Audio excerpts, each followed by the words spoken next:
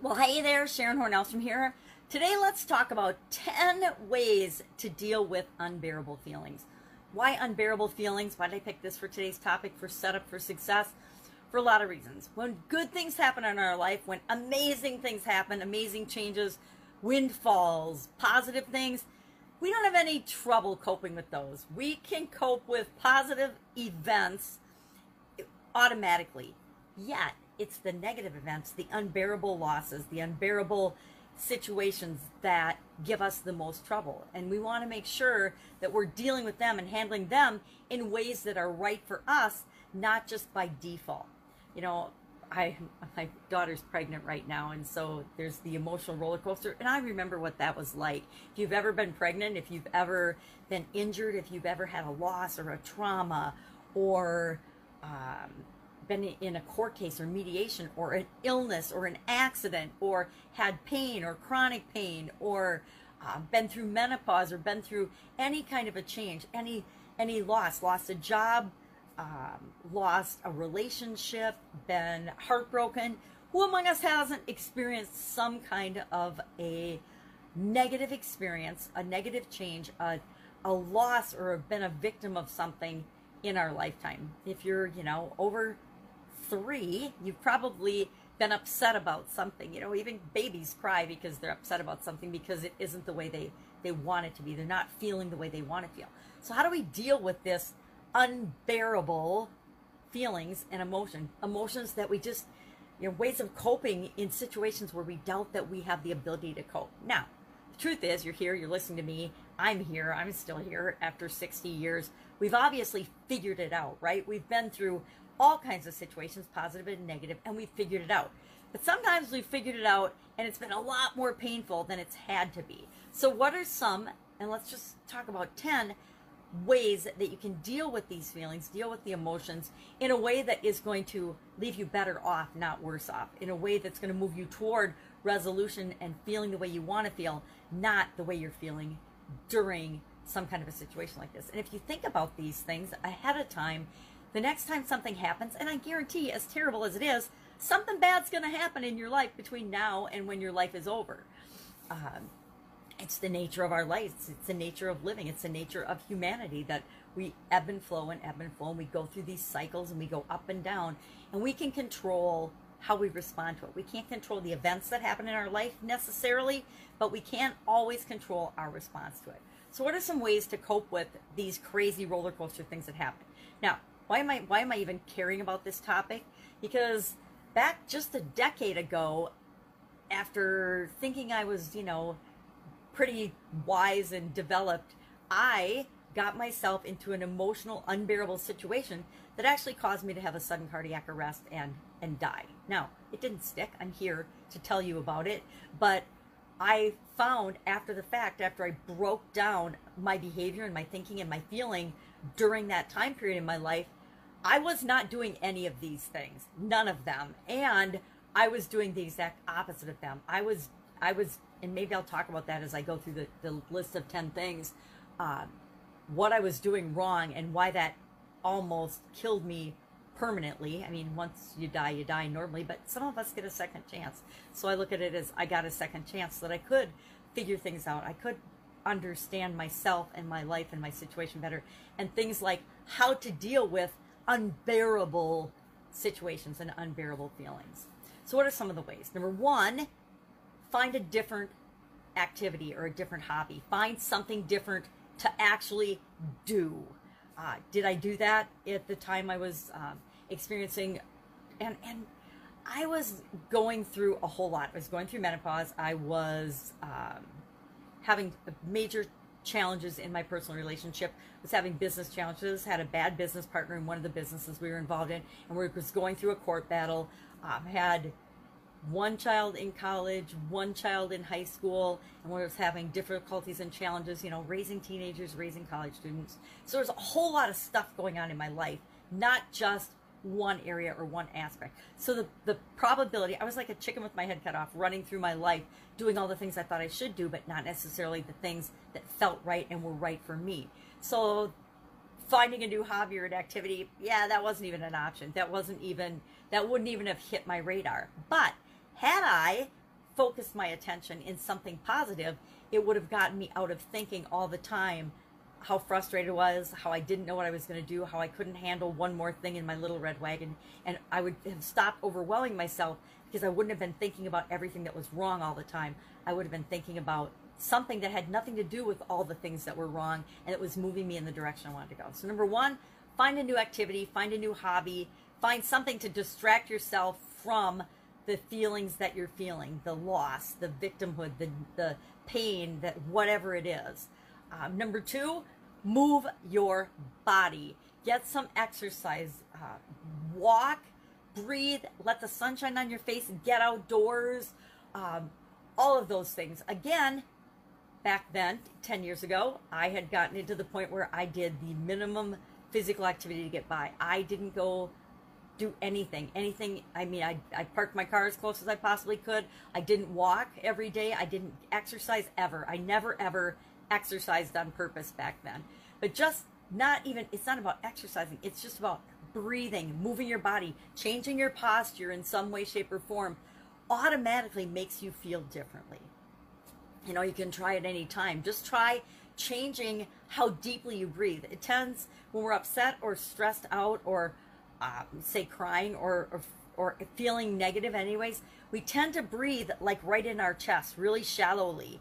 So if we just breathe all the way down as far as we can in our stomach and our diaphragm and take deep breaths and then breathe them out through our mouths. Take deep breaths in through your nose and then out through your mouth. And I learned a bunch of strategies about breathing since then and different things. Maybe we'll talk about them in the Get Up and Go challenge. Different ways to cope and calm yourself and settle your emotions through breathing.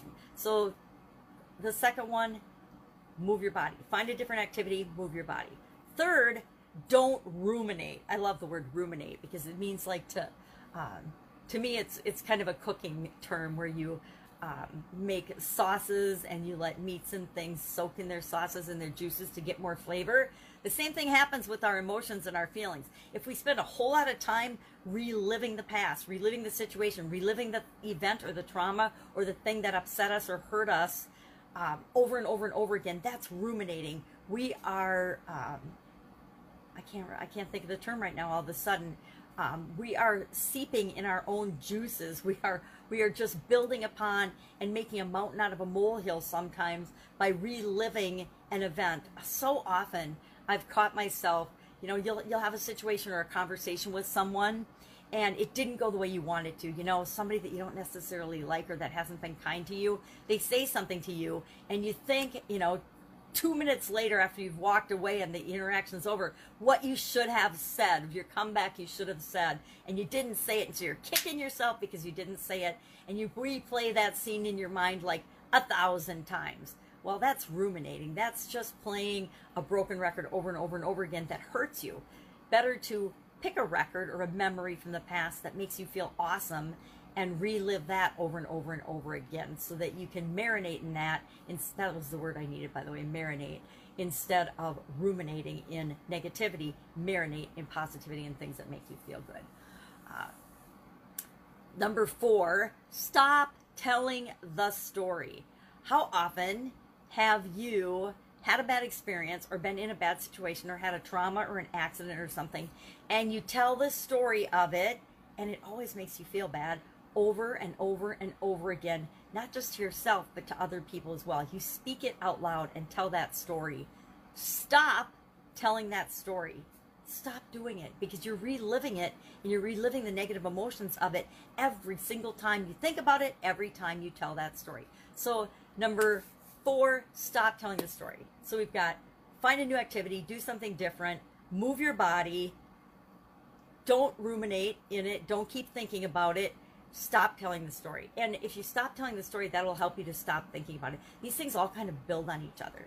So number 5 out of our 10 ways to cope with unbearable situations or unbearable feelings, but a lot of times unbearable situations are what lead to the unbearable feelings. Number 5, keep a journal, write it down. I love to write things down. As my vision has gotten worse over the years, I write less but I still like to keep notes and read and write in journals. Even though I can't read them, I still like to write in them. So keep a journal, write stuff down. And if you want to burn it, burn it. I remember I burned my diaries from my early 20s after when I was going to get married. I'm like, yeah, those have got to go. I burned them all up. Not because there was anything so controversial or bad in it, but I just didn't want to keep them anymore. And I didn't want my husband reading them. I certainly didn't want my kids reading them someday, so I burned them all. I also burned all the letters that I sent to my husband when we were dating. We decided to burn those together when we had my son. But start keeping a journal. Start writing things down. Writing things down is very therapeutic. It's why I make lists. It's why people should make lists. It's like doing a brain dump. Getting all the stuff out of your head is very powerful in terms of it doesn't have to take up space. You're not going to be ruminating and thinking about it all the time. You're not going to be telling the story all the time because you're not going to have such instant access to it. If you write it down and journal, it helps to get it out of your system. Number 6, have a good cry. Cry about it.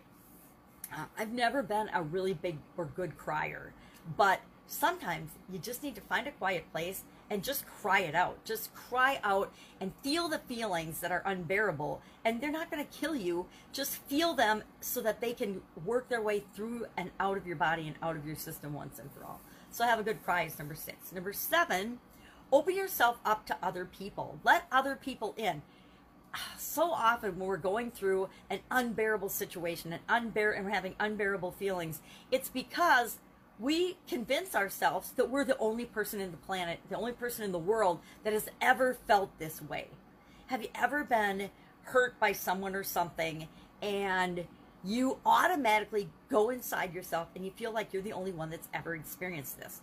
Nowadays with the internet and things, it's pretty easy to find literally thousands and thousands, if not millions of people that have had a similar experience and hundreds or thousands of people that have had like almost the exact same experience as you. It's pretty hard with, 7.5 or so billion people on the planet now, living now, to think about all the billions of people that have lived before, to think that you're the only one that's feeling the way you're feeling right now, or that you've had the same experience.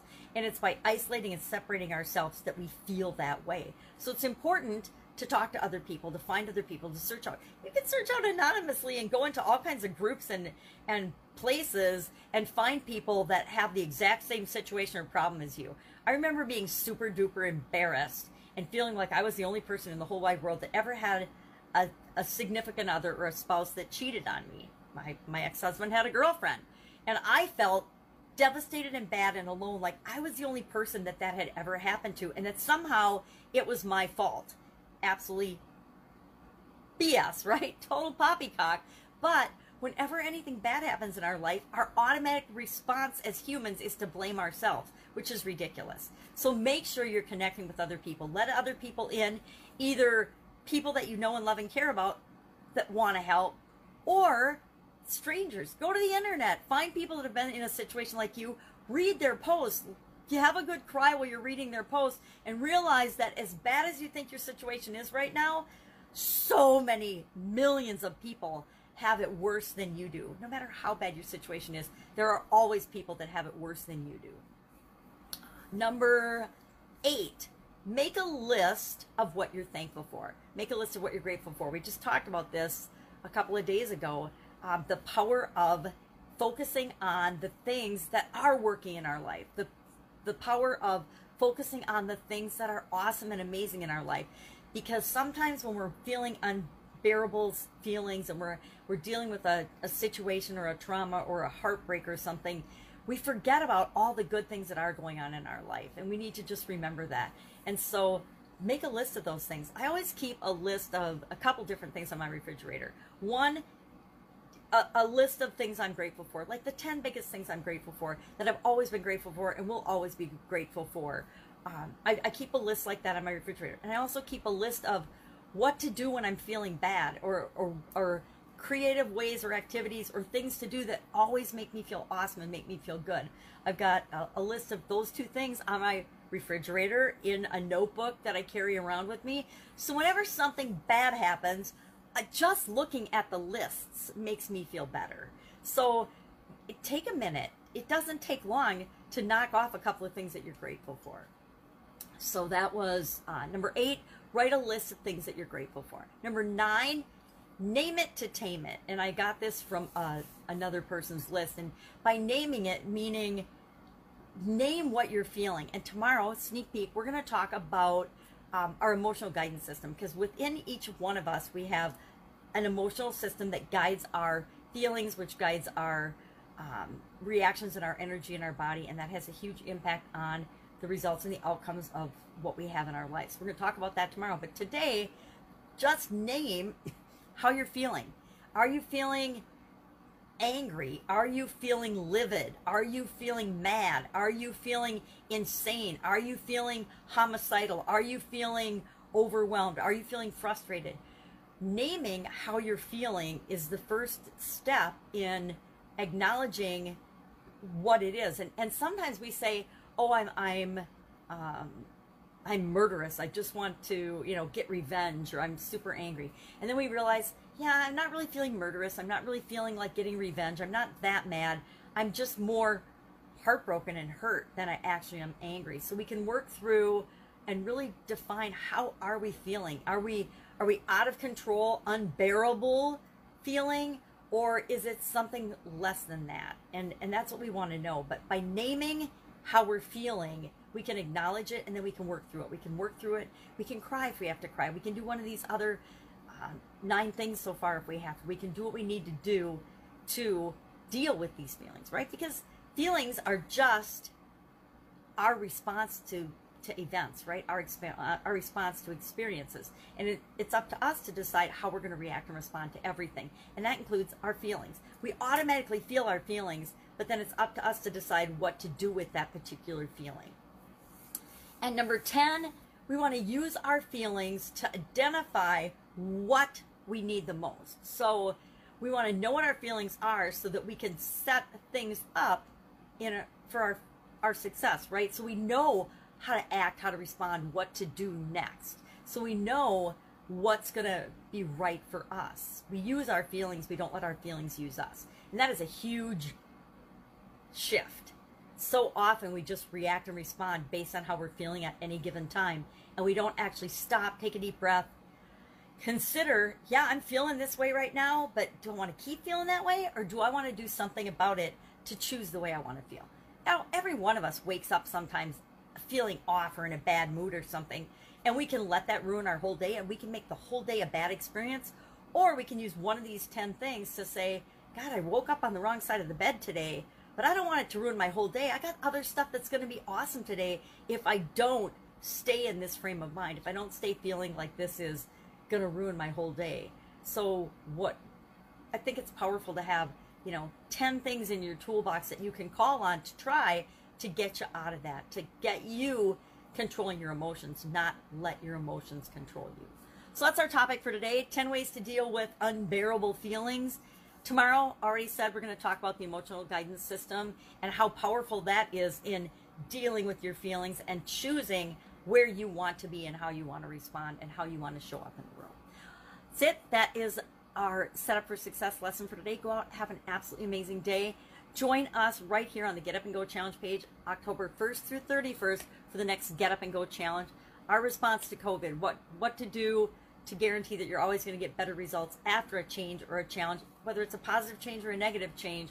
We want to have a system installed in a framework in our subconscious that automatically causes us to do some of these things, to deal with change, and sometimes unbearable feelings are part of change, in a positive way that guarantees we have better results after the change than before the change. That's it. Have an awesome day. I'll, of course, be with you tomorrow.